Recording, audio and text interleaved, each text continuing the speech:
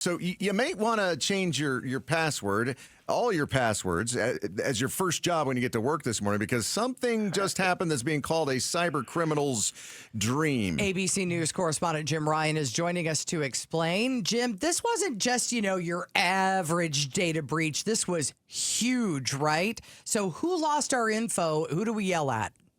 Well, it's a hosting company, unnamed hosting company.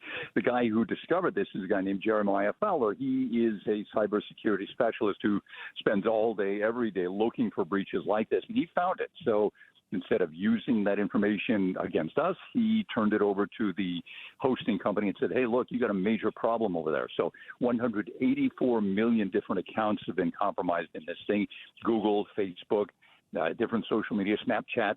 And so if you use any of those, and who doesn't? I mean, everybody's got a Gmail account, right? Mm-hmm. You want to go in, LaDonna, and change those passwords because, that information is out there. The best way to protect yourself is to change the passwords and to do so frequently. Use two-step authentication. Use a password generator so you don't have to remember all of those. And do it quickly. And they didn't just get passwords; they got some other info too that makes it complete in being able to steal our info. Well, potentially, yeah. I mean, email addresses, that sort of thing, and with a couple of pieces of sensitive data, it makes a phishing attempt much more effective, right? So if you get an email that says, "Hey, this is your bank." And your account number ends in such and such digit, or it may have the whole account number. You need to get in touch with us to try to, protect yourself against the data breach that we found. Well, it's a scam.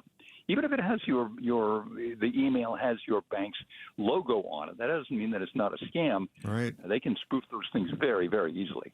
So, Jim, I want to go back to this hosting company because is it true that the file that contains all of our password information, and we are told constantly, refresh your passwords, do this with your passwords. Okay, yeah, fine. Sure. But that file wasn't password protected? Is that possible? It's amazing.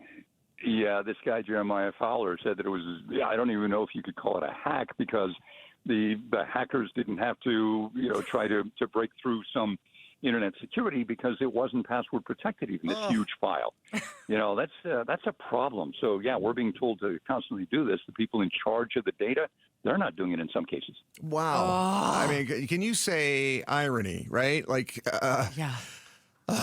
All right. Once again, ABC News correspondent Jim Ryan on 184 million passwords being compromised in a massive data breach.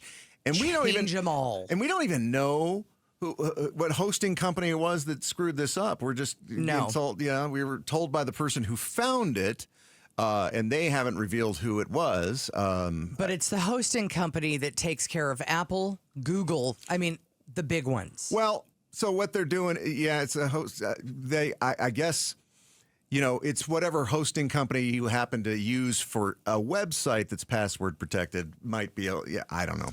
I can't imagine that there's one hosting company for Apple and Google, right? That's not possible. That's not possible. Are you sure? Yeah, that's not possible. Okay. All right. But a lot of people using that hosting company have Google and Apple accounts and these other things. So, okay. Yeah, it's either way, you're hosed. Just fix your passwords. Either way, I want to breach somebody's personal space, right, over this data breach. Thanks for watching Arizona's Morning News.